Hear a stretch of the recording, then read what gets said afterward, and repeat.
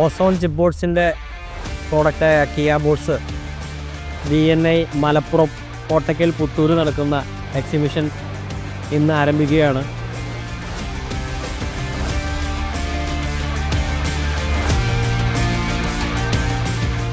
Kia boards ഈ എക്സിബിഷൻ്റെ സ്പോൺസേഴ്സായി ഞങ്ങളുടെ ഒരു സ്റ്റാള് ഇവിടെ ഇട്ടിട്ടുണ്ട്.